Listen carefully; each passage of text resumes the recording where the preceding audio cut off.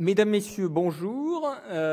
Merci d'être venus finalement si nombreux malgré les intempéries pour un sujet qui est un sujet extrêmement important pour nous, qui est le digital.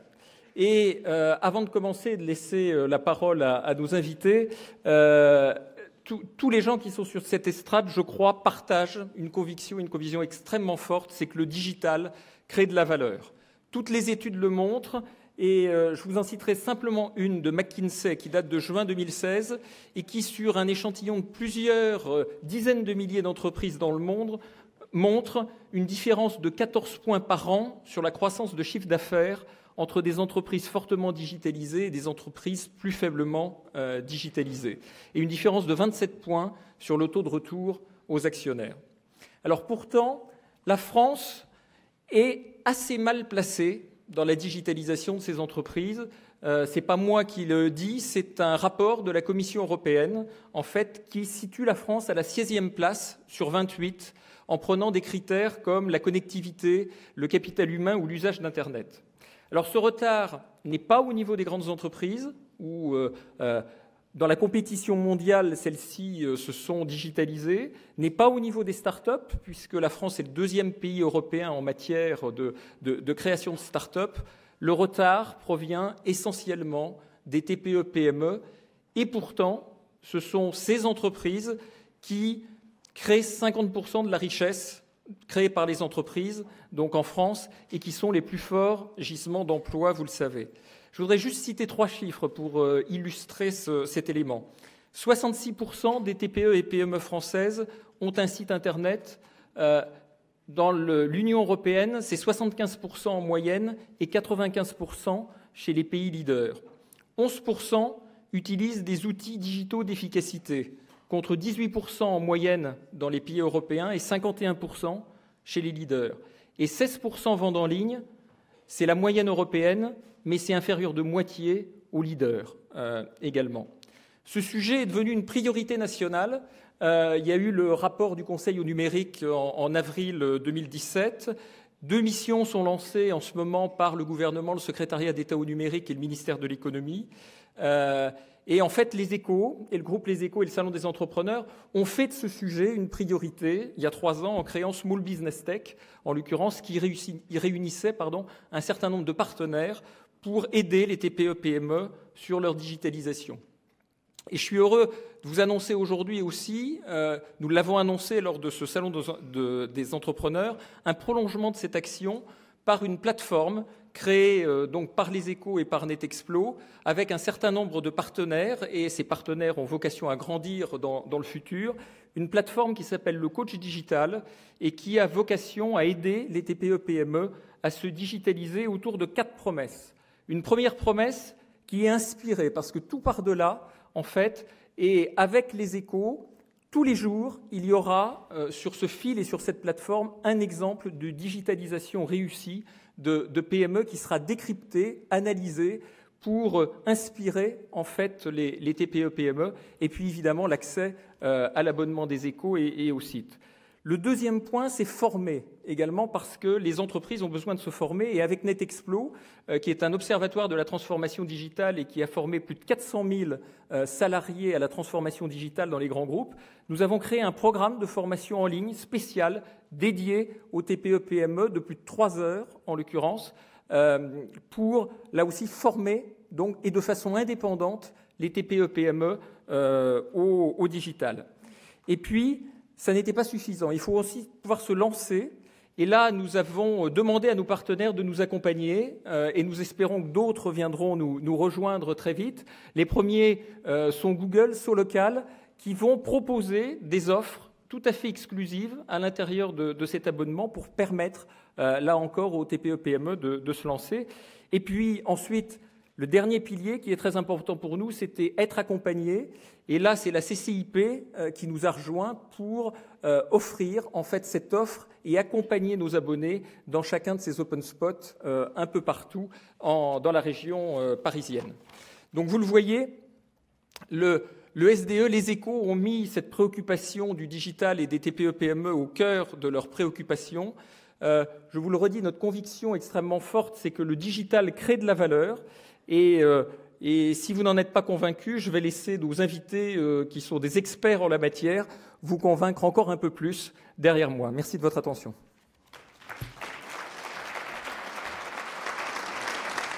Merci beaucoup. Bonjour à tous et toutes. Bienvenue à nouveau au Salon des Entrepreneurs. Je suis très heureux de vous accueillir cet après-midi pour cette conférence. Je suis Lomique Guillot, je suis rédacteur en chef du magazine Management, un mensuel sur papier que vous pouvez retrouver dans les allées du salon et que je vous invite évidemment à lire et à feuilleter avec attention si vous avez un projet de création d'entreprise, ce qui doit être plus ou moins le cas si vous êtes ici aujourd'hui.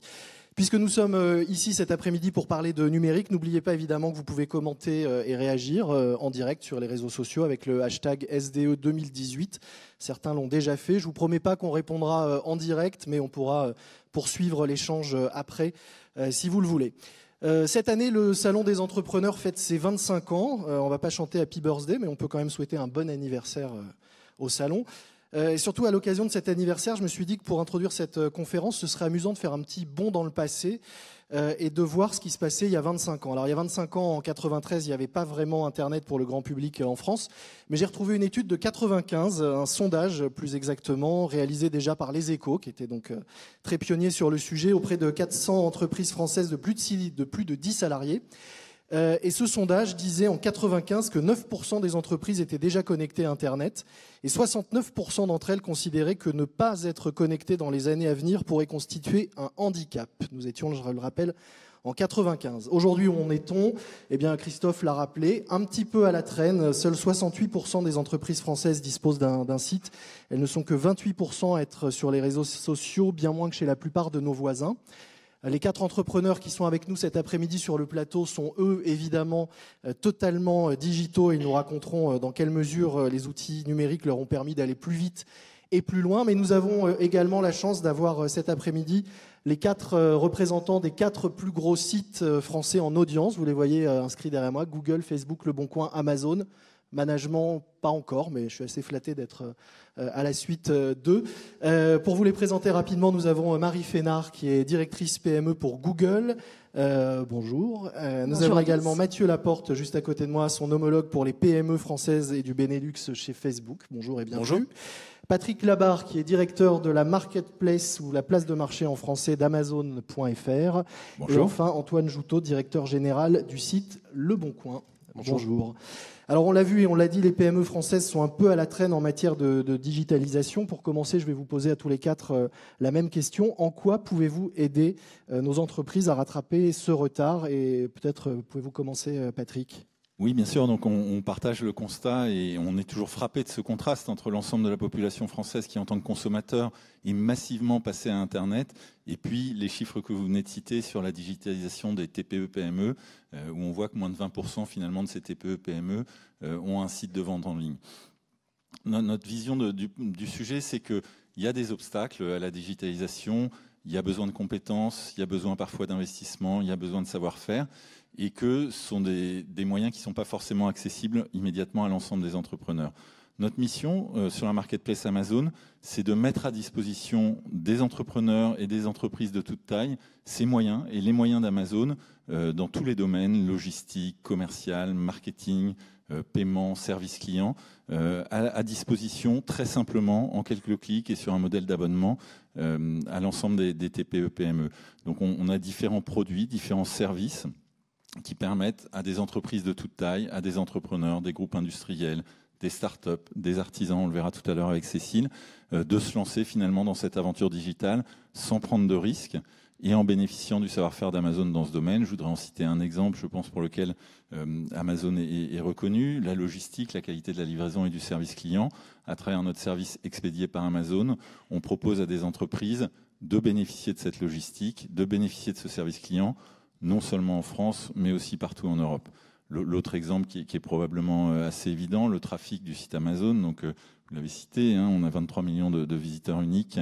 Ce trafic, finalement, bénéficie à l'ensemble des entreprises qui viennent vendre leurs produits sur le site, y compris les entrepreneurs de la marketplace.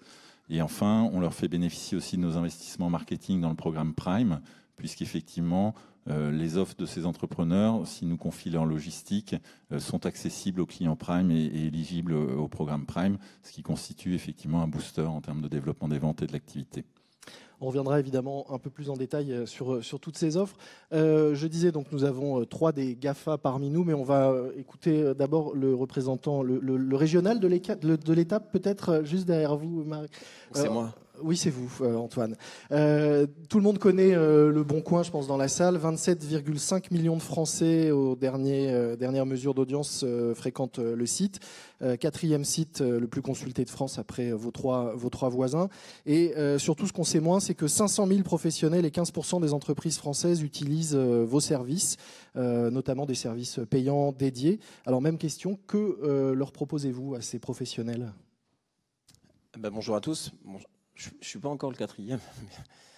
Oui, on parle de 28 millions de Français qui utilisent Le Bon Coin chaque mois. Alors nous, notre ADN, il est un petit peu plus simpliste et plus direct que mes voisins. C'est qu'on est un site utilisé par tous les Français et on est un site de vente et d'achat. Donc les gens qui sont sur Le Bon Coin ne sont pas des gens qui viennent se promener. Ils sont là parce qu'ils veulent acheter ou vendre. Et il n'y a rien d'autre à faire sur Le Bon Coin que ça. Donc la première chose, c'est que les gens qui sont là sont des intentionnistes d'achat. Donc évidemment, aujourd'hui, les 500 000 entreprises qui sont présentes sont à la recherche de ça, c'est-à-dire une audience qualifiée, locale, et de gens qui sont en situation d'achat dans des univers très importants pour les Français, l'immobilier, l'automobile, mais aussi les biens de consommation, l'emploi. Donc ça, c'est un premier élément. Moi, je suis moins pessimiste que vous sur la digitalisation des entreprises parce que je pense qu'elles sont au contraire très actives et elles ont compris que c'était un premier pas à franchir. On parle déjà de 500 000 entreprises sur Le Bon Coin, donc ça fait quand même une entreprise sur 6 qui est présente en France sur Le Bon Coin. Non, je pense qu'aujourd'hui, ce qu'elle recherche, c'est l'ultra simplicité. Alors, je pense que clairement, je pense que je peux dire que je gagne là-dessus. Donc la simplicité, ça me paraît évident. Ensuite, elles sont à la recherche d'audiences qualifiées et puis elles sont à la recherche de trouver des locaux, des clients autour d'elles ou en tout cas capables de générer du trafic vers leur point de vente. Et ça, c'est notre ADN, c'est ce qu'on sait bien faire. On y reviendra également. Mathieu, pour vous, aujourd'hui, plus d'1 million de PME et TPE qui utilisent une page entreprise Facebook comme vitrine. Concrètement, quels services leur proposez-vous ? Et donc, c'est important de mentionner encore que pour Facebook, la transformation digitale est au cœur, des entreprises est au cœur de notre stratégie. C'est très, très, très important pour nous. Vous l'avez mentionné, plus d'1 million d'entreprises utilisent cette page. Qu'est-ce qu'on fait concrètement ? Déjà, on donne la possibilité de manière complètement gratuite pour n'importe quelle entreprise d'ouvrir une vitrine grâce à cette page et de pouvoir raconter son histoire.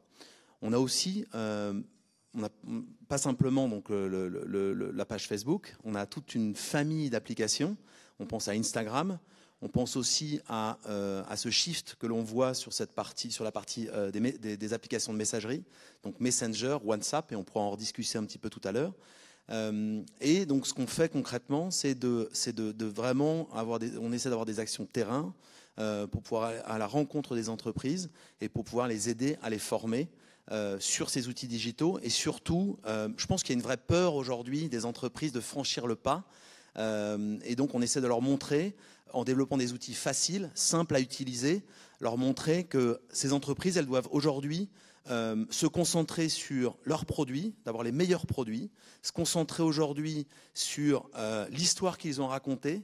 Et nous, derrière, on est là pour leur donner les bonnes plateformes, les bons outils adaptés au mobile, parce qu'aujourd'hui c'est la transformation mobile, pour qu'il n'ait pas à se soucier des outils. Et la deuxième chose, c'est la partie de l'audience. Aujourd'hui, on est là aussi. Une fois que l'entreprise elle sait à qui adresser en fait son message, on est là aujourd'hui pour mettre cette audience, ce client, ce prospect potentiel dans le fil d'actualité. Donc c'est ça la force aujourd'hui de Facebook et des familles d'applications qui entourent Facebook. On reviendra également sur ces outils et applications. Marie, je ne vous ai pas oublié. On parlait en introduction de l'importance de la formation. Google a fait de nombreuses annonces dans ce domaine. Est-ce que vous pouvez nous dire justement quel rôle vous entendez jouer dans la transformation numérique des entreprises françaises et comment ? Oui, tout à fait. Donc on a bien conscience du paradoxe français qui a été décrit juste précédemment. Donc Google, c'est bien sûr le moteur de recherche, mais ce que l'on ne sait pas toujours, c'est que Google investit énormément dans la formation gratuite aux entrepreneurs, aux TPE et PME. Donc ce qui nous caractérise principalement, c'est que nous nous rendons partout en France, donc en région, à la rencontre de vous-même. Vous avez peut-être eu l'occasion déjà de rencontrer nos coachs. Et c'est un acte, en fait, c'est un engagement que nous avons pris en 2012. Donc ça fait maintenant 6 ans que nous nous rendons partout en région. Et nous avons déjà formé 120 000 entreprises, et ce qui est conséquent. Et nous avons un objectif qui vraiment souhaite développer ces formations sur tout le territoire français. Donc, ce que nous avons annoncé au mois de mai de l'année dernière, c'est que pour accélérer cet engagement, nous allons nous rendre, et nous nous sommes rendus déjà dans de nombreuses villes, mais dans 100 villes françaises, parce que c'est vraiment quelque chose qu'on veut pouvoir répartir sur l'ensemble du territoire. Donc, nous nous sommes rendus à Caen, à Angers, à Marseille, à Nancy, et nous avons rencontré un fort succès. Par exemple, à Caen, nous avons formé en 2 jours plus de 6 000 personnes et entrepreneurs, alors que nous espérons en former 3 000. Donc c'est pour ça que nous voulons vraiment continuer cet engagement, parce qu'on voit que ça marche, on voit qu'il y a énormément de demandes, il y a une véritable envie que l'on sent au sein de vous. Et maintenant, on a acquis une forte expérience, on sait ce dont vous avez besoin, donc nous voulons aller encore plus loin. C'est pour cela que nous avons annoncé il y a quelques semaines que nous allons ouvrir 4 espaces numériques en France. Donc des boutiques Google. Alors, je vais vous expliquer exactement ce que ça sera. Donc, ces espaces, ce seront des espaces dédiés à la formation. Donc, ils vont être répartis en France. Et nous allons ouvrir le premier dans quelques semaines à Rennes. Donc, ce seront des espaces qui seront accompagnés de coachs et qui seront ouverts à tout le monde, en fait, au grand public, mais surtout aux entrepreneurs et aux TPE et aux PME. Donc, on va y organiser des conférences. L'idée, c'est vraiment d'accompagner et de former au numérique. Donc, toute personne, mais surtout les entrepreneurs et les TPE et PME, que ce soit leurs gérants ou leurs employés, vous aurez la possibilité de prendre des rendez-vous, d'être coachés par des coachs Google, que ce soit sur comment créer un site, comment vous aider à transformer votre entreprise digitalement, comment intégrer le mobile dans votre stratégie digitale, parce que vous savez, on y reviendra, c'est très très important et c'est crucial pour le succès de votre entreprise. Mais aussi, ça peut être plein d'autres choses qu'on peut vous apprendre, comme comment générer plus de trafic sur votre site. Et pour les particuliers, on aura des sessions organisées sur comment je peux naviguer en toute sécurité et comment ma famille peut naviguer en toute sécurité sur Internet, comment je peux bien protéger mes données. Et pour les enfants, nous allons leur apprendre à coder, parce qu'on pense que c'est aussi très important. Où est-ce qu'on peut retrouver les adresses et les horaires des formations, par exemple ? Alors, on va d'abord ouvrir à Rennes. On a énormément de candidatures pour les 3 autres villes que nous n'avons pas nommées, parce que nous sommes en phase de recherche active. Donc, vous avez peut-être vu sur les réseaux sociaux que plusieurs villes, en fait, se sont portées volontaires et souhaitent accueillir les ateliers Google. Donc, dès que nous aurons plus de détails sur la date d'ouverture à Rennes, vous aurez la possibilité de venir nous rencontrer. Donc, on a vraiment la volonté d'avoir un impact fort en région, avec ces 4 espaces que nous allons ouvrir. L'idée est vraiment de former 100 000 personnes et donc les 25 premières 1000 seront formées à Rennes. Merci. Je le disais, nous avons donc la chance d'avoir 4 représentants de ces grands sites. Nous avons également 4 entrepreneurs du numérique. On va commencer avec Pierre Chapon, qui est là-bas. Pierre, je vous le présente en quelques mots. C'est un ingénieur malin. On peut le présenter comme ça. Ça vous va comme définition? Ingénieur malin. Bien. Vous êtes sorti de Polytechnique et après avoir obtenu votre diplôme, vous avez sorti un livre. Je vais vous apprendre à intégrer Polytechnique, astuces et méthodes clés pour intégrer les meilleures écoles d'ingénieurs. Voilà, plutôt malin. En 2015, vous avez rejoint Pierre Kosciusko-Morizet pour plancher sur des projets d'entreprises innovantes. Et de là est né Préto, un courtier en crédit immobilier dont vous êtes cofondateur avec une idée simple, proposer aux particuliers le financement le plus avantageux pour chaque projet. Pour cela, vous mettez en œuvre vos compétences mathématiques, puisque votre site mouline des millions de combinaisons de crédits afin de trouver la meilleure. Un business qui est entièrement digital, mais j'aimerais que vous nous racontiez comment vous avez fait vos premiers pas sur Internet pour ce site et comment vous avez testé la validité de votre intuition autour de cette offre de prêt aux particuliers. Merci. Donc, on a commencé à plancher sur cette idée à la fin 2016. Même si c'est un marché qui est assez connu, assez mature, parce que bon, le crédit immobilier existe depuis longtemps et l'intermédiation dans ce métier existe depuis longtemps, on a voulu, avant de se lancer, avant d'investir du temps, du développement, tester différents types de propositions pour voir ce qui marche pour les utilisateurs. Et on a pu le faire de manière très très simple, très très facile, grâce à deux choses. La création de sites vitrines derrière lequel il n'y avait pas grand-chose au départ, qui nous permettait juste de décrire la proposition de valeur qu'on voulait mettre en place. Ce qu'on a fait, c'est qu'on a dépensé des sommes modiques pour faire venir des gens sur ces sites vitrines, en achetant quelques mots-clés sur Google. Donc c'était quelques centaines d'euros de notre argent de poche pour valider que les gens restaient bien sur le site, et ensuite valider les gens qui acceptaient de nous donner leur numéro de téléphone, qui est un signe de confiance et qui est la première brique de la validation du business model, parce qu'en fait ça nous permet d'évaluer le coût d'acquisition d'un contact, et dans notre métier le coût d'acquisition d'un contact c'est absolument clé. Donc on a fait 2 ou 3 versions, on a fait venir des flux et ça nous a permis de valider le taux de personnes qui laissaient leur numéro. Ça c'était très important pour crédibiliser notre démarche, parce qu'après il a fallu obtenir des partenariats bancaires pour créer l'offre derrière. Mais le fait d'avoir pu le faire de façon efficace à très petite échelle, c'était déterminant pour être crédible. On disait, on sait acquérir des clients à bas coût en fait. Pour donner une idée, vous parliez d'argent de poche, mais c'est 200 euros à peu près que vous avez dépensé. Oui, c'était ça, ouais, tout à fait. Ça, c'était pour la phase de test. Et ensuite, on a continué d'utiliser la même méthode pour l'acquisition de contacts, donc principalement au départ en dépenses d'achat de mots-clés Google, ce qui a la grande valeur d'être ultra ciblé. Dans notre métier, on crée des partenariats avec des banques de façon régionale. Donc, au début, on a commencé à Paris, puis Île-de-France, puis d'autres régions.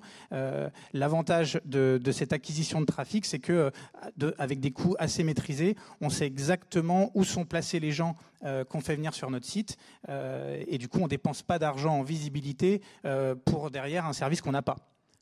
Marie, peut-être vous pouvez nous expliquer, pour ceux qui ne connaissent pas le fonctionnement justement de ces mots-clés et de cet achat qui a permis en tout cas à Pierre de tester tout de suite son modèle. Comment ça fonctionne ? Alors nous avons des solutions payantes. Pierre en a décrit une. Donc en fait, ça permet d'acheter des mots-clés et de faire passer des annonces que vous allez retrouver sur le moteur de recherche, qui vont apparaître en premier en fonction des mots-clés tapés par un consommateur. Donc dans le cas de Pierre, par exemple, emprunt bancaire ou rachat d'emprunt, si Pierre a décidé de cibler ces mots-clés, un consommateur, Alpha, va voir son annonce apparaître en haut. L'avantage de ces solutions, c'est qu'elles sont ultra ciblées. Vous pouvez choisir un périmètre de 2 km autour d'une ville, par exemple, de décider quand votre annonce va apparaître, si c'est la semaine, le soir, le week-end, de choisir exactement les mots-clés quand vous voulez que votre annonce apparaisse. Et il y a un ciblage qui permet aussi démographique, qui permet aussi d'affiner encore plus votre audience en fonction de ce que les personnes ont recherché, ses affinités, etc. Donc c'est une solution qui est très fine et qui permet du coup un retour sur investissement excellent. Comme Pierre l'a décrit aussi, c'est vous qui décidez combien vous voulez dépenser par jour. Donc c'est un budget journalier, ça peut être 1 euro, 10 euros, 100 euros par jour. Et c'est vous qui monitorez complètement. Et l'outil va ensuite pouvoir, en fonction de votre budget et du coût par acquisition ou du coût par lead que vous souhaitez acquérir, faire apparaître votre annonce aux consommateurs que nous jugeons les plus susceptibles d'être intéressés par votre annonce et qui seront les plus susceptibles pour convertir par rapport aux objectifs que vous avez fixés. Un autre business qui a décollé assez vite sur le digital, c'est celui de Cécile Santoni, qui est tout au bout créatrice de Minty Wendy. Alors Cécile, en quelques mots, votre aventure entrepreneuriale est très liée à votre vie personnelle, puisque c'est après la naissance de votre fille Wendy en 2015 que vous avez eu l'idée de créer votre marque de bijoux et accessoires pour les bébés et les mamans. Vous en portez d'ailleurs, je ne sais pas si on les voit, non, peut-être vous pouvez nous les montrer. C'est une idée simple, des accessoires assez beaux pour être portés par une femme et suffisamment mou et sain et sans risque pour être mâchouillés par les bébés, notamment lorsqu'ils prennent leur biberon ou qu'on les allaite. En gros, c'est des anneaux de dentition à porter au poignet ou au cou, un peu plus jolis que ce qu'on peut trouver habituellement dans le commerce. Et vous avez eu la chance, je disais que ça marche très très vite, notamment grâce à Instagram. Est-ce que vous pouvez nous raconter comment ça s'est passé et comment, en quelques mois, votre business a pu décoller ? Oui, alors en gros, j'ai commencé à faire des bijoux pour moi-même et j'ai commencé à les mettre en visibilité sur Instagram. On m'a dit Instagram, c'est très lié à l'image et ce que je faisais est lié à l'image aussi. Mon produit est lié à l'image de la femme et au fait qu'on peut conserver son image de femme malgré le fait qu'on ait un bébé. Et donc l'idée, ça a été justement de pouvoir mettre en avant cet esthétisme. Instagram était quelque chose qui mettait en avant l'esthétique et qui est aujourd'hui un système de bouche à oreille incroyable. C'est-à-dire qu'en mettant une photo, on atteint une grande population de personnes qui sont sur le même comportement que nous, c'est-à-dire de vouloir mettre des photos. Et du coup, en vendant à quelqu'un qui met une photo, on va atteindre quelqu'un d'autre qui va mettre une photo, etc. Et en fait, ça a pris des proportions assez grandes, au point qu'un jour, j'ai eu la chance qu'une journaliste influente pose une photo de mes bijoux. Et dans la nuit, j'avais 100 commandes qui sont arrivées que j'ai dû gérer alors que j'étais pas sur place, évidemment, puisque c'est toujours à ces moments-là que ça arrive, et que j'ai dû gérer, trouver un système pour pouvoir répondre à la demande. Et donc tout a grandi comme ça. Aujourd'hui, on a plus de 16 000 followers dans le monde, et du coup, ça nous permet de pouvoir continuer à grandir et ne pas nous restreindre à ce que j'avais comme ambition au début de ma création, qui était de vendre dans le magasin qui était au bout de ma rue. Je me disais, un jour, je vendrai dans le magasin au bout de ma rue. Je ne vends toujours pas au bout de ma rue, mais j'ai vendu en Australie, j'ai vendu aux États-Unis, au Canada, et du coup, grâce justement à ce numérique, j'ai réussi à atteindre quelque chose que je ne pensais pas atteindre. Tout ça de la table à manger de ma maison. Mathieu, vous le disiez, donc Instagram, c'est une des solutions. Enfin, ça appartient désormais à Facebook. Est-ce que vous pouvez nous parler de cette nouvelle génération d'instapreneurs et d'instapreneuses ? Oui, bien sûr. Donc c'est un exemple très très intéressant. Déjà pour expliquer un petit peu comment ça fonctionne. Aujourd'hui, vous pouvez vous créer un compte Instagram et un compte Facebook. Et il y a un système de plateforme de self-service où vous pouvez, en quelques clics, en fait cibler qui vous voulez, n'importe quelle audience, que ce soit en France ou à l'étranger. Je pense que votre exemple il est très intéressant parce qu'aujourd'hui vous avez réussi, en restant à la maison, vous avez réussi à cibler des gens que vous n'auriez peut-être jamais pensé à cibler autrement. Donc, et ça, c'est une tendance qui est énorme aujourd'hui. Il y a énormément d'utilisateurs français, des 34 millions d'utilisateurs qu'on a en France, qui sont en fait connectés avec des entreprises étrangères et vice-versa. Toute la communauté française qui est connectée avec... Donc vraiment, ça a la puissance de pouvoir rapprocher complètement les gens et de ne pas simplement augmenter sa zone de chalandise autour de sa rue, ce qui est déjà aussi une grosse force. On peut augmenter notre zone de chalandise à 1 kilomètre, nous, de son commerce. Et donc pour en revenir à Instagram, Instagram c'est vraiment souvent réservé à des communautés de passionnés qui se rencontrent, qui ont un point commun et c'est une vraie partie communautaire et visuelle. Donc, et là, vos bijoux sont très très visuels. Donc, vous avez posté de jolies photos et de manière organique, naturellement, des gens sont intéressés, des communautés probablement de mamans se sont dit ah bah, c'est formidable. Comment est-ce qu'on peut arriver à acheter potentiellement ces produits? Est-ce que ça veut dire, Cécile, qu'il faut être meilleur photographe que commercial quand on se lance dans un business sur Instagram? Je pense qu'en étant bon photographe, par Instagram, on devient bon commercial. À partir du moment où il faut comprendre que avec le numérique, on n'a pas la capacité de pouvoir donner toute l'expérience client qu'on a quand on va dans un magasin. Et du coup, le moyen de pouvoir l'obtenir, c'est de donner tout un lifestyle autour du produit. Et l'image et la qualité de l'image, la qualité de la représentation du produit permet de donner l'envie et de pouvoir montrer la qualité. Si on n'a pas le produit derrière, ça continue pas. Hein. Concrètement, si les gens arrivent, ce que j'ai acheté c'est nul, voilà, ça s'arrête là. Mais si on a besoin d'avoir les deux, on a besoin d'avoir un équilibre entre l'esthétique et le bon produit. Si je peux me permettre juste de rebondir sur cette partie contenu. Aujourd'hui, la partie contenu, c'est-à-dire image, photo, la puissance de l'image, la puissance de la vidéo, pardon, est fondamentale. Et aujourd'hui, on a des possibilités avec un simple smartphone de créer une vidéo en quelques secondes et de la poster sur Instagram ou sur Facebook. Donc cette force du contenu, faut vraiment penser contenu, penser créatif. Vous n'avez pas besoin d'être des super agences créa. Vous avez juste besoin de penser à votre produit. Moi, j'ai aujourd'hui un exemple d'une boulangère à Bourg-la-Reine qui aujourd'hui poste le dimanche ses éclairs au chocolat et arrive à capter une clientèle qui va et qui monte la photo très alléchante du pain de l'éclair au chocolat et qui vient acheter ça. Et ça, c'est la puissance simplement de la créativité du contenu. Alors vous n'êtes pas que sur Instagram, vous êtes également vendu sur la marketplace d'Amazon dans la section handmade. Qu'est-ce que ça vous apporte et est-ce que vous touchez des clients différents de ceux qui viennent vers vous à travers Instagram ? Oui, alors le fait de m'être orientée vers Amazon Handmade était justement parce que je faisais ça de chez moi et que mes besoins logistiques étaient grandissants.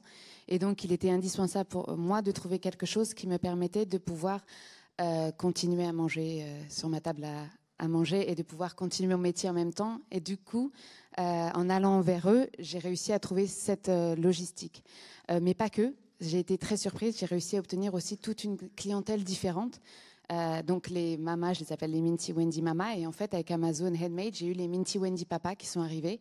Donc une clientèle plutôt féminine sur Instagram et masculine sur Amazon. Exactement. Avec Instagram, c'était plus des mamans, des amies, des femmes qui achetaient pour elles et pour leurs copines. Et sur Amazon, c'était un profil qui va être comme mon mari, qui se rend compte qu'il faut quelque chose rapidement et sécurité. Et du coup, il réfléchit, le premier réflexe qu'il a, ça va être d'aller sur Amazon parce que c'est quelque chose qu'il connaît et c'est quelque chose qu'il sait sûr. Et donc, c'est sur ce canal-là qu'il va acheter. Et c'est sur ce canal-là que j'ai eu toute une clientèle que je n'arrivais pas à atteindre moi directement. Patrick, vous en avez beaucoup des entrepreneuses comme elle. C'est un super succès et bravo Cécile pour ce succès. Et je crois que ce qu'on a essayé de faire à travers Handmade, c'est effectivement de concilier ce besoin d'image, ce besoin de mettre en avant le produit, de le valoriser à travers une boutique spécifique, de donner aux artisans la possibilité d'exprimer par des vidéos, par des photos, ce qu'était leur produit, ce qu'était la jeunesse de leur histoire, la jeunesse de leur produit, et puis effectivement de les libérer à travers notre service logistique d'une partie des tâches administratives et logistiques liées à la vente en ligne, et donc de leur permettre effectivement de rayonner à travers le monde et de vendre à travers le monde de façon très simple avec un service client qui est assuré 24 heures sur 24 par Amazon dans chaque langue du pays destinataire. Et aujourd'hui, donc Handmade, effectivement, c'est un gros succès. C'est plus de 10 univers différents, de la déco, des bijoux, du mobilier, avec des artisans qui viennent mettre des produits authentiques, artisanaux, et des clients qui, eux, cherchent quelque chose de personnalisable. Donc il y a des fonctions de personnalisation, qui cherchent aussi à pouvoir rentrer en contact avec l'artisan. Donc il y a un système de messagerie qui permet d'échanger et effectivement de créer cette valeur autour du produit que Cécile a si bien su créer. En revanche, vous n'êtes pas sur le bon coin. Antoine, qu'est-ce que vous pouvez lui dire pour la convaincre de venir proposer ces bracelets et colliers chez vous? J'ai essayé. C'est vrai? Ouais. Alors qu'est-ce qui ne va pas? Je crois que les personnes cherchent potentiellement plus des secondes mains et qui n'est pas forcément mon... Adapté à toi. Voilà. Mon produit, un produit qui est déjà mâché, j'imagine. C'est ça. Étonnamment, avec C'est quelque chose peut-être la avec un raison peu de pour laquelle- bavouille, ça... C'était facile pour moi de répondre sur ça parce que je t'ai dit que. Mais il faudrait essayer. Parce qu'évidemment qu'il n'y a pas que des objets d'occasion sur le bon coin. Pourquoi il faut essayer? Bon, je vais pas me revendre par rapport aux autres. La question, c'est de savoir où sont les bases d'audience et où sont les acheteurs et les vendeurs. Il y a tous les Français sur le bon coin. C'est un site qui est très simple à utiliser.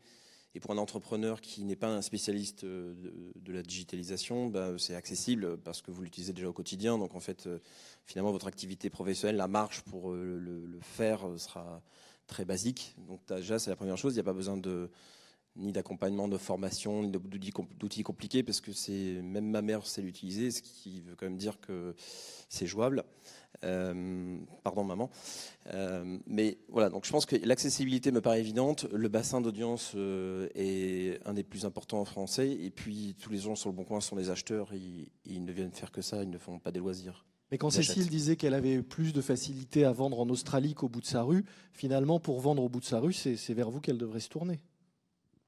Oui, parce que le bassin d'audience du Bon Coin, c'est un bassin local, même si on est devenu un média national. Mais aujourd'hui, les entreprises qui sont sur le Bon Coin, la plupart ont des points physiques et elles vendent toutes dans un rayon de 30 km, ce qui facilite aussi toutes les problématiques de logistique, de livraison, etc. Et qui crée une vraie relation physique. Sébastien, tout au bout, vous êtes assis à côté de Cécile, mais vous n'allez pas pouvoir faire d'affaires avec elle, puisque elle vend des bracelets et des colliers qui n'ont pas de taille. Or, vous êtes fondateur de Fit Easy, qui est une start-up spécialisée dans l'étude morphologique et dans le passeport morphologique. Je vais essayer de résumer, et vous m'interrompez si je me trompe. Tout le monde a en gros déjà commandé sur Internet un pantalon à sa taille habituelle, qui, une fois arrivé à la maison, était trop petit ou trop grand, hein, ça arrive à tout le monde.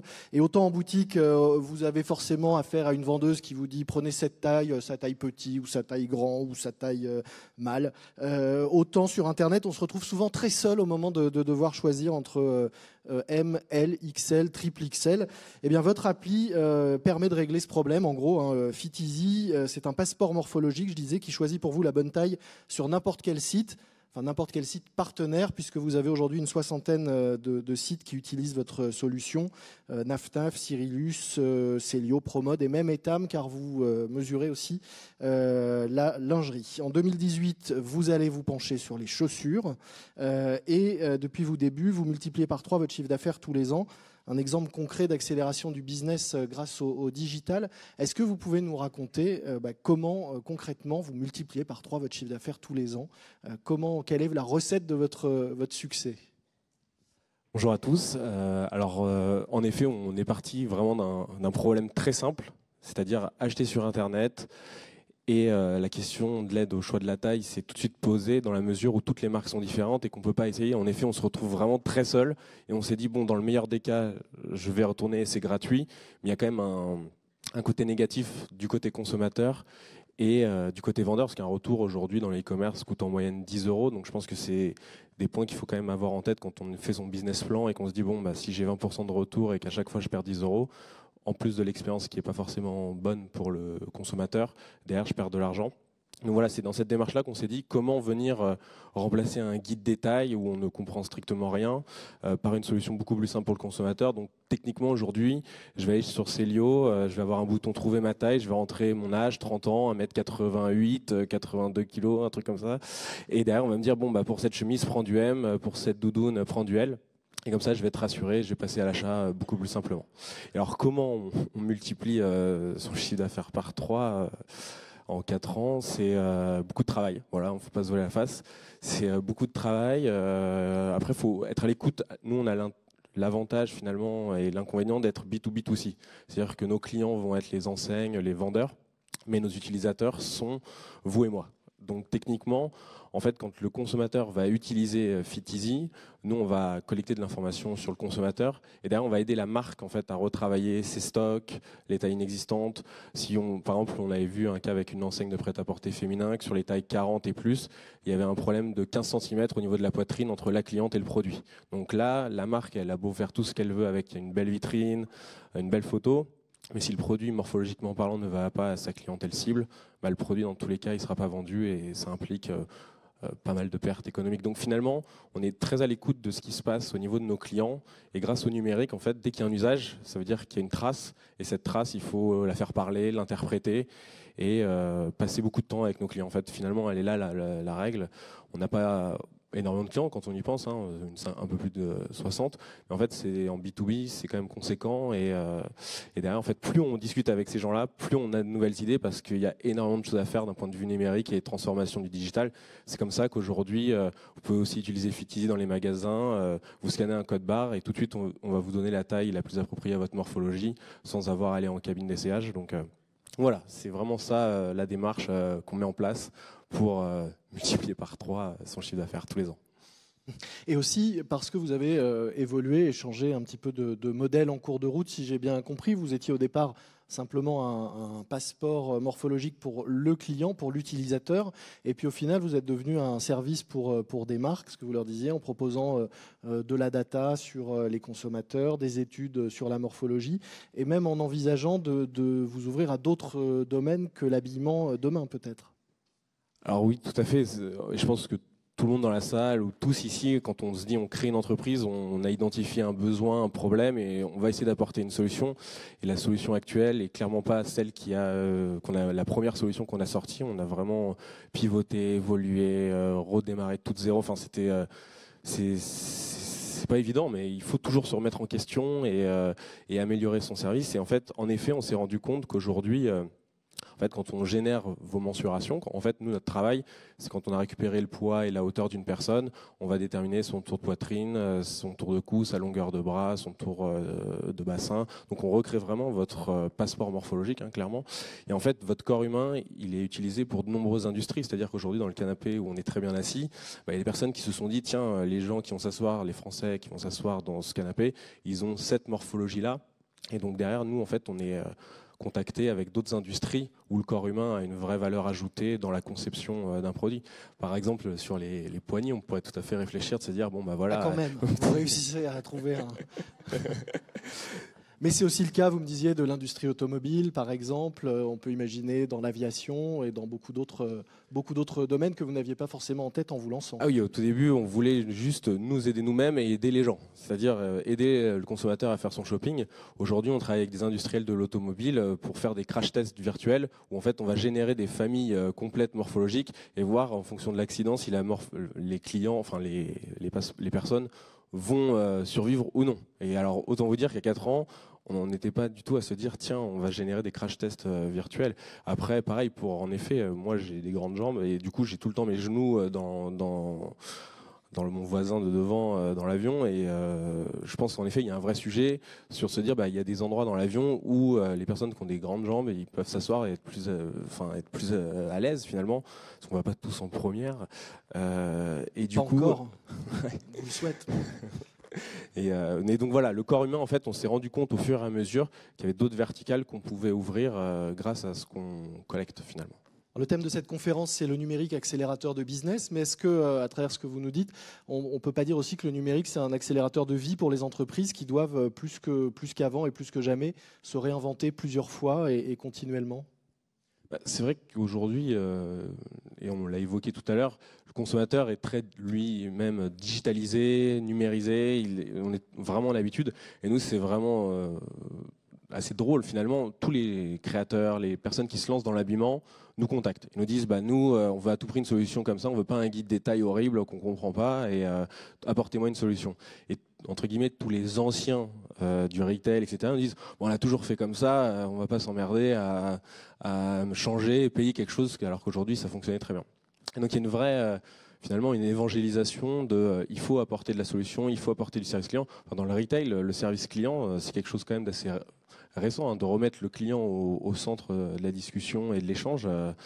pour en discuter toute la journée avec ces gens-là, c'est dur en fait, vraiment avec sa baguette magique et dire mais si, il faut écouter votre client, il veut revenir dans vos magasins, donnez-lui du service, des conseils et il vous dira merci.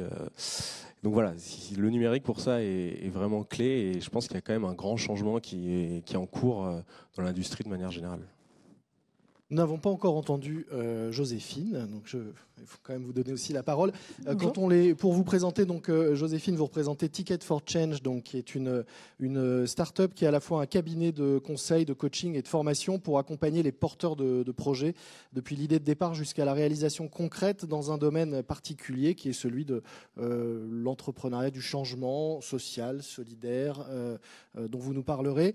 Vous avez un chiffre qui est intéressant, c'est que quand on les interroge, 94% des Français disent qu'ils ont envie d'agir, mais seulement 20% le font vraiment. Votre idée à vous, c'est donc de convertir toute cette bonne volonté affichée en actes, en promouvant donc l'entrepreneuriat social et positif. Et pour promouvoir cette forme d'entrepreneuriat, vous avez créé un MOOC avec HEC pour apprendre à devenir un entrepreneur du changement. Un MOOC qui a eu beaucoup de succès puisqu'il a été déjà suivi par 68 000 personnes. On vous invite d'ailleurs à le faire, évidemment, si la thématique vous intéresse.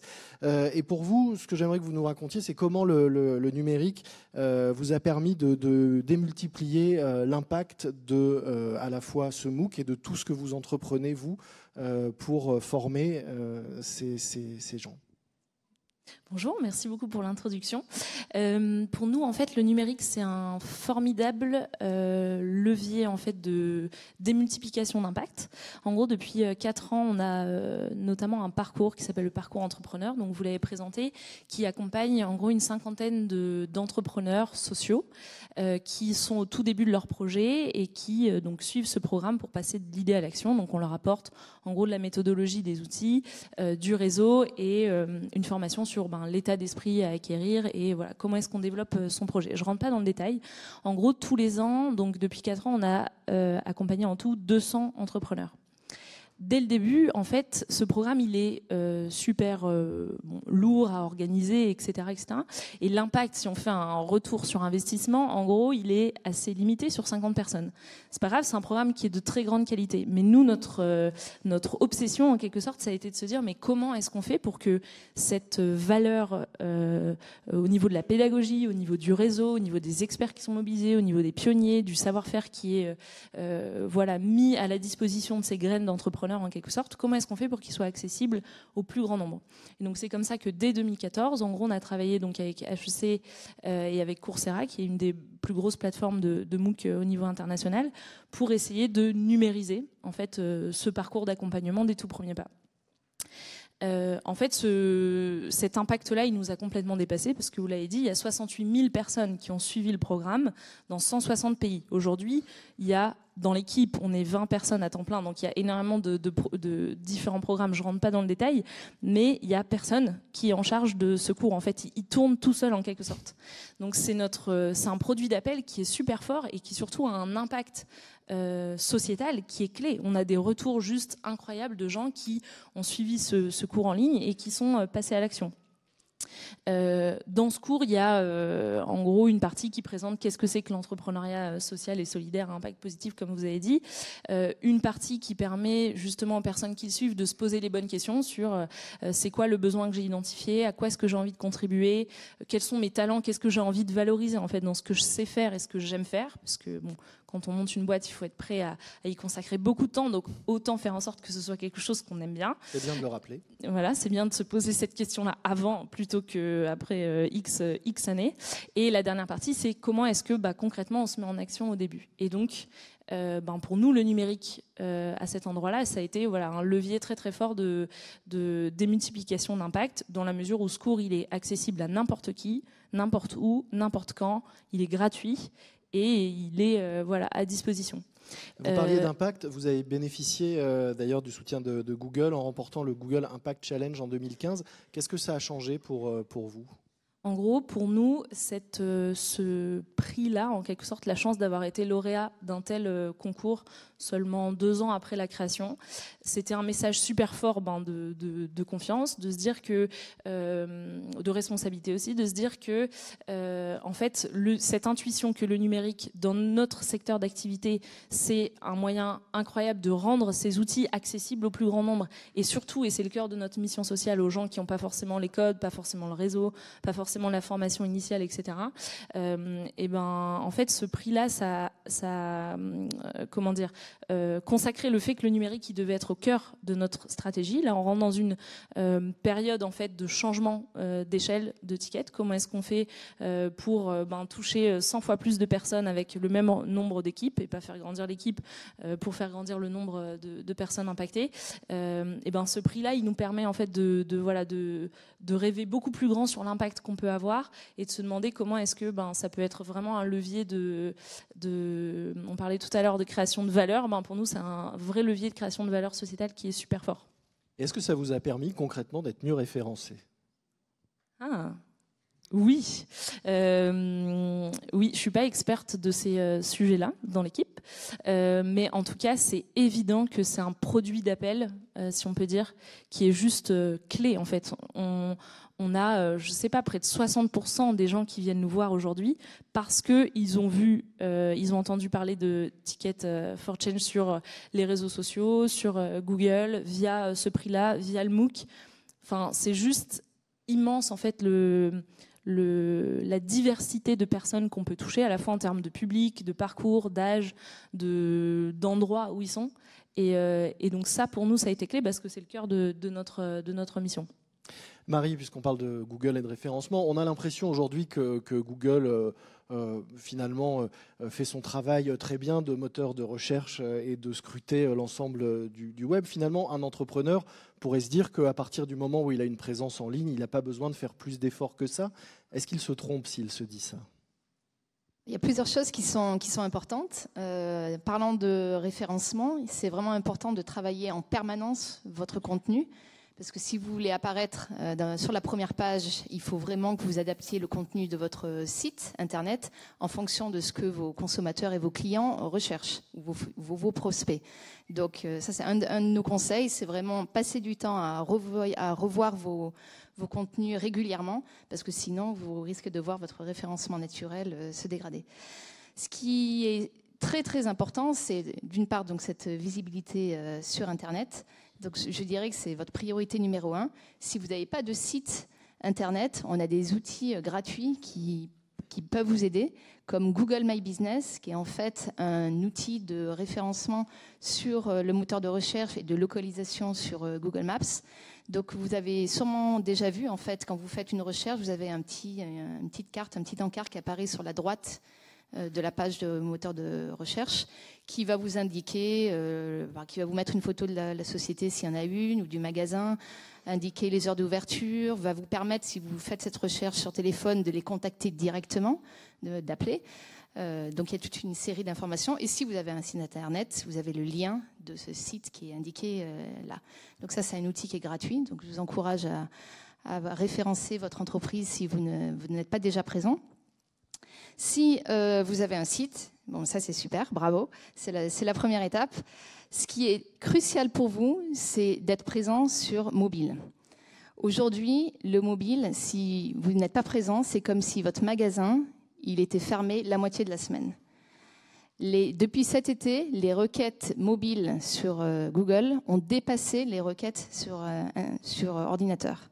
Donc il faut bien que vous ayez conscience que les internautes ont changé leur modalité de fonctionnement et qu'ils sont de plus en plus mobiles en fait. Donc il faut vraiment que vous adaptiez à ce changement, c'est crucial.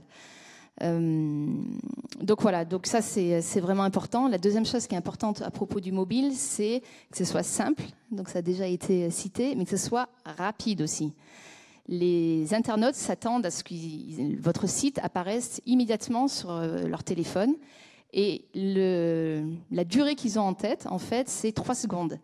Il y a la moitié des internautes qui vont abandonner et qui vont quitter votre site s'ils ne cherchent pas entièrement en moins de 3 secondes. Donc c'est énorme. Et ça va du coup impacter vos leads ou vos taux de conversion, bien sûr. Donc là, on est là aussi pour vous aider. On a un site qui s'appelle testmysite.com où vous pouvez indiquer votre URL et ça va vous générer un diagnostic personnalisé de votre site internet en vous disant en combien de secondes il se charge et va vous faire des recommandations au cas où votre site soit lent. Donc il va vous donner, et c'est clairement des informations que vous pourrez donner à votre équipe technique si vous ne gérez pas votre site. Mais juste pour revenir sur l'importance de la visibilité sur Internet, je voulais prendre l'exemple d'un de nos clients qui est Sodiclair, qui est une société qui vend des stores et rideaux, qui est basée dans l'Eure-et-Loire, au beau milieu de la Beauce, et qui s'est retrouvée en 2011 en situation financière difficile, notamment parce qu'ils étaient orientés B2B uniquement, et ils se sont retrouvés face à la crise du logement, aux baisses des dotations des collectivités. Donc ils ont pris le pari, et je sais que ce n'est pas un pas qui est facile à franchir pour vous, toujours, mais se dire, OK, on va se lancer sur Internet et on va élargir notre audience. Donc ils ont créé un site en 2011, dédié plutôt aux individuels, donc B2C, qui a très bien marché et qui a, en quelques mots, permis de sauver l'entreprise. Aujourd'hui, 7 ans plus tard, cette entreprise a doublé leur effectif de production. Ils ont reçu plus de 100 000 commandes de particuliers et ils vont se lancer au Royaume-Uni et en Italie. Donc vous voyez qu'une entreprise Boss Run qui était historiquement dans le B2B a réussi sa transformation digitale en changeant son business model, en se donnant comme priorité d'être présent sur Internet et d'investir dans cette diversification qui a été un énorme succès pour eux. Alors vous nous parliez de l'importance d'avoir un site, une vitrine. Est-ce que, Mathieu, on peut se contenter aujourd'hui d'avoir une simple page Facebook pour son entreprise? Est-ce que c'est une vitrine suffisante? Moi, je voulais revenir, c'est super intéressant ce que dit Marie, sur cette partie comportement des consommateurs et comment les entreprises aujourd'hui doivent s'adapter aux nouveaux comportements des consommateurs. Donc on revient un peu en arrière, on est parti du offline vers le online vers le mobile. Maintenant on parle du mobile vers les applications de messagerie. Et en fait la majorité de ces outils qui ont été créés, à la base, n'ont pas forcément été créés pour améliorer les relations entre entreprises et particuliers. Elles ont été créées à la base pour améliorer les relations entre famille et amis. Je pense notamment aux applications de messagerie. Et en fait, petit à petit, nous, on s'est réapproprié en voyant ce comportement des consommateurs évoluer. On s'est réapproprié ça pour donner des services supplémentaires, en fait, aux entreprises et donner l'opportunité aux entreprises d'avoir accès à différents types de supports qu'elles puissent utiliser. Alors, on ne vous demande pas en tant qu'entreprise d'être un expert en Instagram, en Facebook, en Google, en tout. Ça ne sera pas possible. Mais ce qui est la beauté, je trouve, de le monde dans lequel on vit, c'est que vous avez aujourd'hui une palette, et on est tous là en tant qu'acteurs majeurs de la digitalisation pour vous donner ces outils. Après, vous décidez. Hein, vous n'êtes pas forcément obligé de faire que du Facebook ou de faire que du Amazon. Hein, c'est pas le but. Et après, donc voilà, nous, nos missions, c'est vraiment vous former sur ces outils. Vous choisissez. On parlait d'Instagram. Voilà, est-ce que je pense que Instagram est plus adapté à mon business? Alors, je vais peut-être investir un peu plus de temps sur Instagram. Donc oui, la réponse, c'est qu'aujourd'hui, le comportement, il évolue. Il est devenu multicanaux. Alors là, c'est compliqué pour vous parce que vous avez un business à gérer. Et le digital, c'est pas la seule chose que vous faites dans votre journée. Vous avez une journée qui est bien remplie. Et donc, c'est tout l'enjeu d'arriver à choisir les bons outils, d'investir. Et une fois qu'on investit, être constant dans la manière dont vous communiquez, dans le message. On en a parlé dans la créativité que vous imitez. Mais voilà, n'ayez pas peur. Allez-y, foncez. J'ai un dernier truc par rapport à toute la partie application de messagerie, parce que je pense que c'est vraiment important. Aujourd'hui, on a aujourd'hui 1,2 milliard d'utilisateurs sur Messenger, 1 milliard sur WhatsApp. C'est des tendances qui sont énormes et qui continuent à grandir de plus en plus. Le consommateur se recentre sur des communautés qui sont peut-être même un peu plus réduites. Et donc aujourd'hui, on essaye de. Je prenais l'exemple régulièrement de Cyril qui est boucher à la boucherie Albert Ier à Vannes. Je trouve que c'est un exemple qui est extraordinaire. Il a une petite boucherie, il est à Vannes. Il a doublé son chiffre d'affaires l'année dernière en commençant à faire des lives sur Facebook. La minute du boucher. Alors vous pouvez la regarder. La minute du boucher, il est extraordinaire. Il montre comment couper. Comment couper le. Ah, il y a quelqu'un comment couper les côtes de bœuf et en utilisant Messenger. Il me montrait l'autre jour sur Messenger des commandes qu'il reçoit jusqu'à 1h du matin de pièces de boucherie. Et je lui dis mais comment tu fais Cyril pour gérer ça? Il me dit justement ça devient un problème. C'est que moi je me suis tellement adapté en fait au comportement des consommateurs qu'il va falloir aujourd'hui que je trouve un moyen c'est pas de freiner, surtout pas, mais de gérer ça pour que moi aussi j'ai une vie. Et donc voilà, on rentre dans un système où le consommateur est tellement habitué, à avoir tout de suite, à avoir un service au consommateur immédiat, qu'il faut arriver à freiner ça. Et par exemple, les bots qu'on met en place sur Messenger, ça aussi c'est pour arriver à freiner en disant c'est plus notre magasin est fermé, c'est plus physique, c'est nous vous répondrons pour votre côte de bœuf demain à 9h. Voilà, je vous fais un peu le voilà. Peut-être je veux rebondir sur ce que vous mentionnez, l'importance du mobile, l'importance des outils, arriver à driver les flux, les leviers marketing, etc. Et ce sont des choses qui évoluent très vite. On parle aujourd'hui de mobile, demain, je ne sais pas, ce sera peut-être les réseaux, ce sera peut-être WeChat, ce sera peut-être WhatsApp, ça sera peut-être la voix, j'en sais rien. L'interface de demain, on ne la connaît pas. Et je pense qu'un des avantages des accompagnements que Amazon Marketplace peut fournir aux personnes qui veulent se lancer sur Internet, c'est justement les libérer quand même un petit peu de ce savoir, de cette nécessité d'être toujours au goût du jour, puisque bien sûr quand vous vendez sur Amazon, vous vendez sur l'app Amazon, elle se charge en moins de 3 secondes, vous avez le moteur de recherche dans toutes les langues, vous avez des spécificités locales, les moyens de paiement sont peut-être pas les mêmes en Allemagne, en France, en Grande-Bretagne, tout ça est directement intégré par Amazon, et donc on essaye aussi de rendre ce savoir, ou c'est pas forcément un obstacle, mais il y a quand même un savoir à acquérir, que de toute façon on va mettre en place pour Amazon et dont on va faire bénéficier les entreprises et les entrepreneurs qu'on accompagne sur la marketplace. Donc je pense que c'est extrêmement important aussi de bien comprendre cet enjeu de suivre le rythme des innovations et des outils et la façon dont on peut vous accompagner à mieux les comprendre et à mieux les utiliser. Alors on parlait de vitrines numériques, de vitrines virtuelles. Quand on va sur Amazon, aujourd'hui, plus de 50% des ventes réalisées par Amazon dans le monde sont réalisées par d'autres vendeurs que vous, mais on ne le voit pas forcément immédiatement puisque les vendeurs apparaissent derrière la marque Amazon. Est-ce que c'est pas parfois un peu frustrant pour eux? Ça, on pourra demander à Cécile. Et quelle vitrine vous leur proposez sur la marketplace d'Amazon? Je ne sais pas si c'est frustrant pour eux parce que ça s'accompagne aussi un développement de leur chiffre d'affaires très important et on leur donne les outils de reporting et de gestion de leur activité. Le vendeur sur la marketplace Amazon reste entièrement maître de sa politique commerciale, de son stock, de la façon dont il veut gérer son développement. Et en revanche, nous, ce qu'on lui offre, c'est le potentiel très vite, justement, d'étendre sa zone jaune de Saint-Landize, de partir de sa boutique de Saint-Malo pour aller rayonner en Europe et voir plus loin.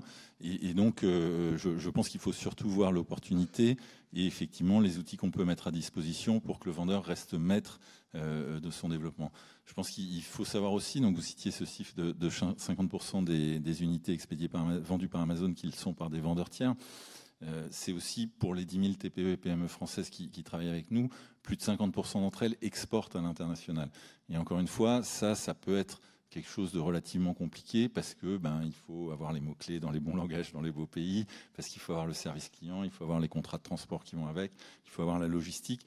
Et donc nous, ce qu'on leur permet finalement, c'est de se décharger de ça pour le fournir à Amazon.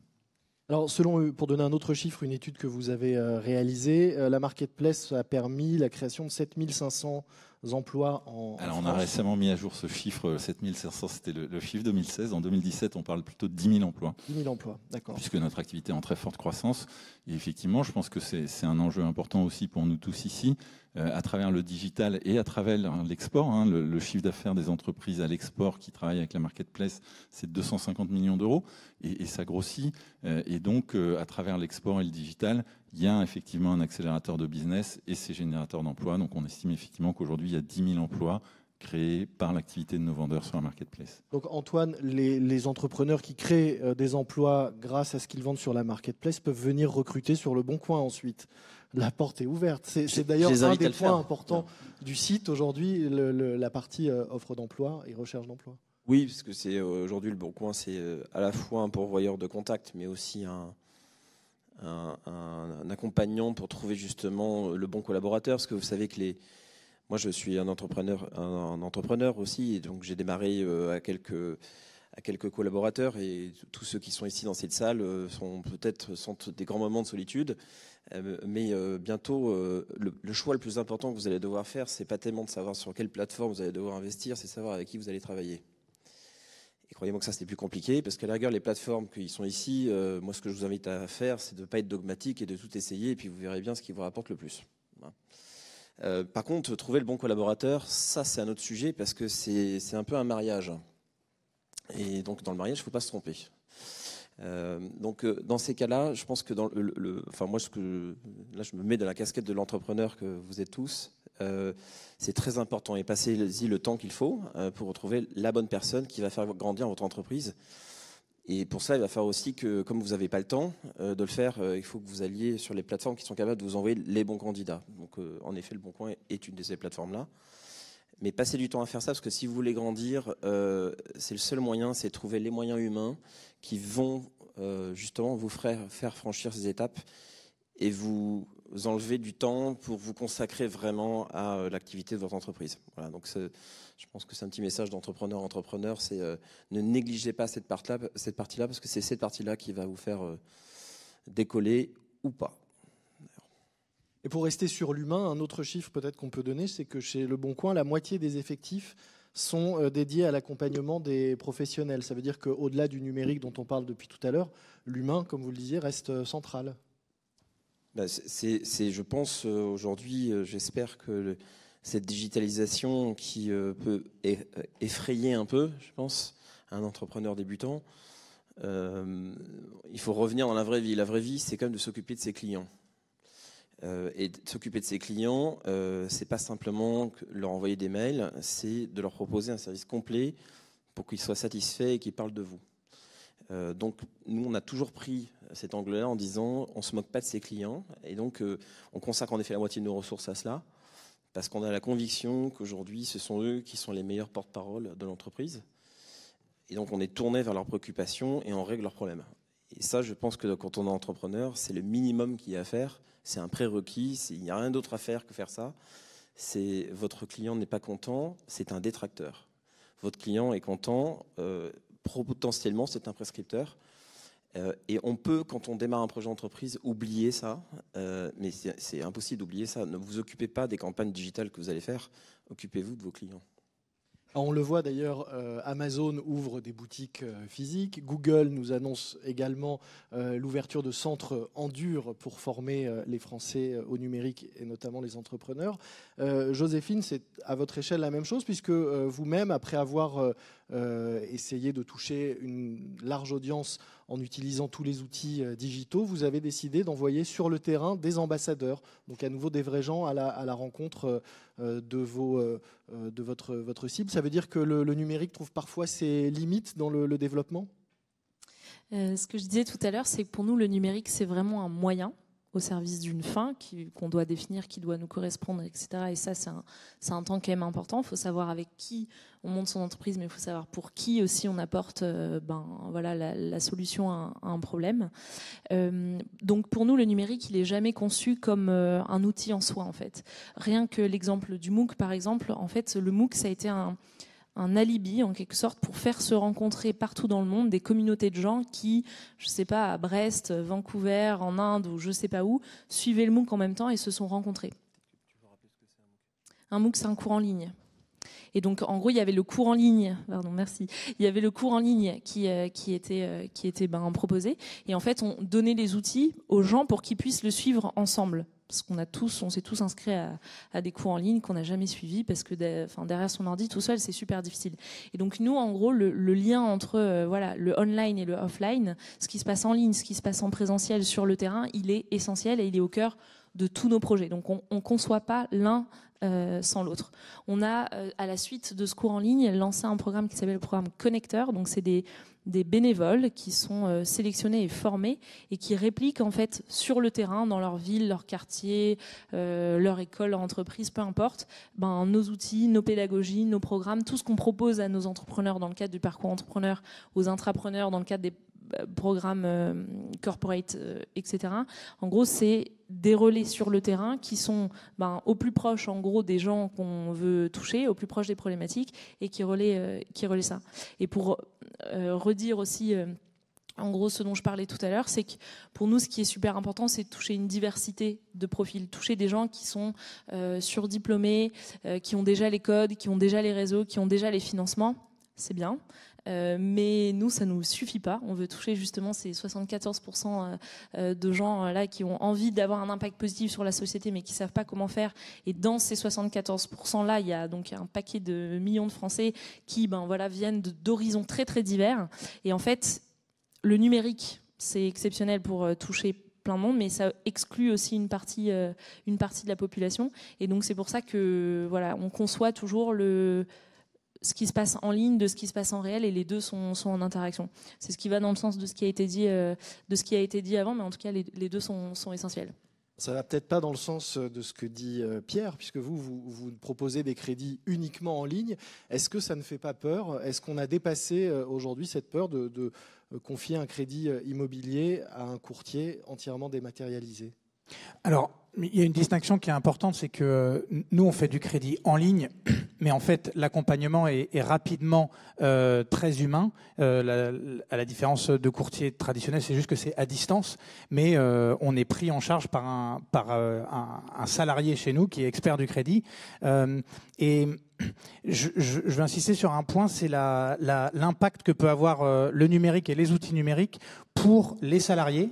C'est une chose très importante chez nous, notamment parce que nous, on recrute pas mal d'experts crédits qui viennent des banques. Et comme vous le soulignez, c'est très important d'être à l'écoute de ses clients et d'être à leur service. Nous, on traite d'un point de vue de la qualité des outils aussi bien nos collaborateurs que nos utilisateurs. Ce qui permet de soulager énormément de tâches administratives, de gestion de papier, d'organisation, de gestion de tableaux, de suivi de clients et tout, nos salariés, pour qu'ils redéploient du temps et de l'attention et de l'énergie au service des clients. En recrutement, moi, au bout de 10 minutes, je montre nos outils pour convaincre des gens de nous rejoindre. Et quand c'est des gens qui viennent de grandes banques, qui ont une forme de souffrance vraiment avec la qualité des outils qu'ils ont pu connaître, c'est un point clé du recrutement, et ça permet de capitaliser sur ce qu'ils ont vraiment d'humain et qu'ils le redéploient sur nos clients, et pas à perdre de l'énergie à gérer des outils obsolètes. Alors néanmoins, vous disiez que les usages avaient changé. On est là pour parler de développement du business, notamment numérique et en ligne. Au début du e-commerce, il y avait une certaine réticence à laisser son numéro de carte bleue, ne serait-ce que pour acheter une paire de chaussures ou un bracelet en ligne. Aujourd'hui, on a dépassé cela, et vous dites que donner un tas d'informations sur soi en ligne pour obtenir un crédit immobilier est finalement passé dans les mœurs. Tout à fait. On a plus de 20 000 personnes qui ont fait appel à nous, qu'on n'a pas tous accompagnés jusqu'au bout, mais qu'on a accompagné une bonne partie du chemin. Il doit y avoir 2 ou 3 personnes qui nous ont dit ah bon, on vous rencontre jamais, non, moi je préfère pas. Les clients maintenant ont vraiment passé le stade de la confiance dans les outils numériques, dans les services à distance. Je pense grâce à des services qui sont plus anciens que nous, qu'on crée la confiance. Amazon est un exemple.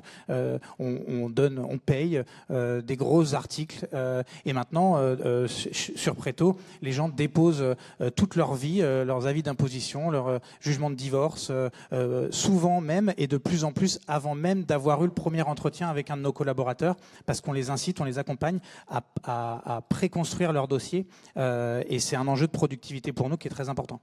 Donc la confiance, c'est important pour vous quand on signe un crédit immobilier. C'est important aussi pour votre voisine, puisque vous vendez des objets que les bébés vont mettre dans la bouche, des anneaux de dentition. Oui. Comment est-ce qu'on crée cette confiance ? Qu'est-ce que vous racontez pour rassurer vos consommatrices et les convaincre que vos produits sont bons ? En fait, je leur parle du travail que je fais. C'est pas parce que je vends en ligne que je fais pas un travail normal de vérification de la qualité de mes produits. Donc tous nos produits sont testés en laboratoire. Au début, je voulais pas en parler spécifiquement parce que je voulais pas que ce soit un argument marketing, notamment par rapport au fait que c'était quelque chose qui était porté autour du cou. Et je me suis rendu compte que c'était quelque chose qui était nécessaire par rapport à peut-être d'autres personnes qui n'avaient pas conscience de ça, de l'importance de faire le vrai travail derrière. Donc concrètement, j'avais des personnes qui trouvaient mon idée très sympathique et qui décidaient de faire des choses similaires sans avoir tout le travail derrière. Et je me suis dit, c'est pas possible d'avoir quelque chose où on n'a pas conscience de ce qu'on achète en ligne et la même sécurité que ce qu'on achète dans un magasin. Et c'est pour ça que finalement aujourd'hui, j'ai fait un travail de distinguer mes perles, de distinguer mes produits, pour justement qu'on ait conscience que quand on achète mon produit, c'est un produit que j'ai testé en laboratoire, c'est un produit que je donne à mon enfant moi, et je ne donnerai pas quelque chose qui n'a pas été testé, qui n'a pas été bien fait. Mais pour moi, c'est quelque chose qui est j'agis avec mon entreprise comme j'agis en tant que consommatrice. C'est aussi pour ça que je suis allée chez Amazon, parce que moi, le jour où j'ai besoin d'avoir des enveloppes pour pouvoir les envoyer demain à mes clients, la première réaction que j'ai eue, c'est d'aller chez Amazon. Et d'ailleurs, je rebondis sur votre question de plus tôt, j'ai pas de problème à ce que ce soit mon produit qui soit lié à Amazon, parce que Amazon m'apporte quelque chose qui est la satisfaction du consommateur immédiat, qui a justement dans la relation d'immédiateté avec les personnes qui achètent. Aujourd'hui, quand on voit quelque chose en ligne, on a envie de l'avoir dès le lendemain. Et c'est pour ça que on contacte directement sur Instagram, sur Facebook la personne. On a besoin d'avoir quelque chose rapidement. Et c'est justement ce que m'a permis d'avoir Amazon, c'est avec leur service Prime de pouvoir faire une commande le jour même et le recevoir le lendemain. Quelque chose que moi, je n'étais pas capable de faire parce que j'ai une vie à côté, tout simplement. Et que du coup, justement, je voulais, à partir du moment où les commandes ont vraiment augmenté, je voulais pouvoir continuer à gérer mon emploi du temps. C'est-à-dire travailler de 20h à minuit, mais au moins laisser de 18 à 20h le temps avec mon enfant. Donc, ça a été aussi ça, l'apport du numérique, c'est de pouvoir gérer ma vie. C'est un peu maladroit, mais vous voyez ce que je veux dire. Je suis capable de gérer mon emploi du temps. Ça ne veut pas dire que je travaille moins, au contraire, mais créer mon emploi m'a donné la flexibilité. Être entrepreneur m'a donné la flexibilité de travailler quand j'en avais envie. Je ne pensais pas que j'allais travailler autant. Je ne pensais pas que ça allait être dans ces mêmes proportions. Vous en avez souvent envie, alors, en fait, on peut dire, de travailler. Il semblerait, voilà. Pour rester sur... Oui. Et je crois que c'est très important, et je pense que nos services et nos programmes sont justement conçus pour que les gens puissent se focaliser sur ce qui est leur priorité, que ce soit leur vie personnelle ou que ce soit le développement de nouveaux produits. Je voudrais citer un autre programme qu'on a qui s'appelle Launchpad, qui est un petit peu différent de celui à destination des artisans, qui lui est à destination des startups. On sait que les startups, c'est le début, la logistique c'est très très compliqué, les tâches administratives, l'internationalisation, tout ça, investir sur des mots-clés, générer du trafic. C'est pas qu'ils ne savent pas, peut-être qu'ils n'ont pas les moyens, peut-être qu'ils sont tout seuls et qu'ils ne peuvent pas être à la fois l'expert logistique, l'expert marketing et l'expert service client. Mais en plus, ce qu'ils veulent faire, c'est développer un nouveau produit, optimiser leur produit, passer du temps sur la recherche, passer du temps sur la production, etc. Et donc, à travers le programme Launchpad, un peu de façon similaire à ce qu'on fait sur Handmade, on leur propose des services qui sont dédiés à leurs besoins. On va vous débarrasser de la logistique, on va vous faire le marketing et la mise en avant sur le site et à l'extérieur du site. On va s'occuper de l'internationalisation à travers la traduction de vos pages produits, la mise en avant sur des plateformes autres que celles françaises. Voilà, donc c'est vraiment notre philosophie de dire chacun finalement sa spécialité. Nous, notre spécialité, c'est tout ce qui est lié au digital, l'investissement marketing, la mise en avant des produits, le paiement, le service client, la logistique. Le vendeur, lui, ce qu'il a envie de faire, c'est pas de devenir un expert de tous ces domaines-là, c'est de développer un super produit pour le client. Et ça rejoint aussi notre ADN de satisfaction client. Nous, on pense vraiment que le cœur du succès, c'est d'abord un choix de produit de qualité pour le client. Et la satisfaction client, donc à laquelle vous contribuez, Sébastien, avec Fit-Easy, puisque ce qui est intéressant aussi dans votre idée, c'est que on parle depuis tout à l'heure de parcours client, d'achat, mais vous êtes intéressé à un tout petit nœud, finalement un tout petit problème de la chaîne d'achat, et vous avez monté votre business dessus. Est-ce que au départ, vous ne pensiez pas que c'était presque trop limité comme problème ? À l'époque, j'étais étudiant, on avait du temps pour réfléchir, pour se dire tiens, il y a un sujet. Voilà. En fait, l'idée, c'est on s'est dit il y a un truc là à faire. Et en effet, je vous l'accorde, on est vraiment sur une niche, sur une expertise de pour cette personne, ce produit c'est du M, celle-ci c'est du L, celle-ci c'est du S. Et ouais, c'est vrai, on est sur une niche, mais en fait, en avançant, on s'est rendu compte qu'on enrichissait notre offre. Un peu à l'image de ces géants du numérique où Google, en effet, sa carte de visite, c'est le moteur de recherche. Et aujourd'hui, nous, en interne, on utilise tous les outils Google. Je veux dire, chacun à Amazon, on utilise AWS. Enfin, je veux dire, voilà. On a chacun notre carte de visite. Notre carte de visite, c'est vous aider le consommateur final à choisir sa taille. Mais derrière, en fait, on enrichit notre offre sur d'autres produits, d'autres idées, d'autres besoins, d'autres marchés, et on avance et on se développe. On parlait de confiance. Vous êtes sur un modèle B2B. Comment, quand on est une petite start-up, on inspire confiance à des marques comme celles qu'on a citées tout à l'heure qui sont devenues vos partenaires ? Comment vous avez fait vos preuves ? Alors ça, c'est une excellente question. Non, je pense que voilà, quand je veux dire, le sujet du choix de la taille, chez tous ces acteurs-là, c'est un vrai sujet. C'est de se dire, j'ai 20% de retour, dans 80% des cas, c'est lié à une erreur de taille. Bon, si le mec là qui sort de ses études, il a une solution pour moi, il me l'a fait tester pas trop cher, je vais tester. Enfin voilà, le raisonnement, il est assez basique. Et derrière, après, c'est de se dire comment cette personne, je fais passer le test, je augmente mes prix. C'est ça qui est dur, c'est de faire passer les étapes, fidéliser, enrichir son offre. Mais après, c'est des relations humaines. Enfin, je veux dire, on se rencontre, on discute, on voit, on écoute, on dit bah tiens, nous on peut intervenir là, on améliore. Enfin, finalement, ce numérique, on s'en sert tous au quotidien en termes d'outils, mais beaucoup de choses restent sur des relations humaines finalement et la confiance qu'on instaure. En fait, nous, nos clients, on passe nos journées avec eux. En fait, on fait beaucoup de. Alors ça, c'est vrai qu'avec le B2B, c'est peut-être plus simple, mais il y a un vrai sujet dans je passe du temps, j'écoute, je comprends. Même nous, nos produits, on les améliore. Enfin, quand on a démarré la boîte, on était vraiment loin d'avoir un produit parfait. On avait juste trouvé un endroit où il y avait quelque chose à travailler. Et donc, depuis plus de 4 ans maintenant, on améliore sans cesse nos produits. Et après, vous avez 2 types de clients. Vous avez les clients qui veulent quelque chose de parfait et vous dites, bah non, tout n'est pas parfait. Et il y a celui qui vous accompagne pour vous développer et construire. Et c'est ça la beauté peut-être de l'entrepreneuriat, c'est de se dire, on crée de la valeur pour les uns, les autres, tout le monde est gagnant et on avance. Est-ce que le numérique permet de mettre tout le monde plus facilement sur un pied d'égalité ? Vous compariez, sans vous comparer à mes voisins, mais est-ce que finalement le numérique gomme les différences entre des entreprises de tailles différentes ? Le numérique est un vrai accélérateur d'échange, de contacts. Enfin, je veux dire, aujourd'hui, vous allez sur LinkedIn, vous pouvez contacter un CEO d'une boîte du CAC 40 et il y a de fortes chances qui vous répondent, qui vous disent OK, on va boire un café dans 3 semaines.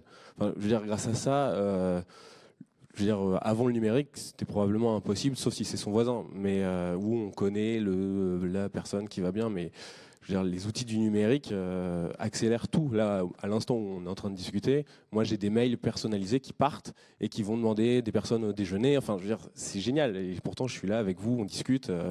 Et ça, le numérique accélère énormément de choses et je trouve ça magnifique. Cécile, vous me disiez d'ailleurs que vous-même, finalement, vous pouviez vous développer, vous aviez eu les mêmes outils qu'une multinationale. En fait, je crois que c'est quelque chose qui est très important de comprendre, c'est qu'on a justement ces mêmes outils. C'est pas très glorieux, mais tout peut être fait juste par illusion et se donner l'illusion qu'on est une grande entreprise juste avec de l'image. Et il faut avoir l'ambition de nos illusions. D'avoir une belle vitrine, d'avoir un site avec une belle vitrine.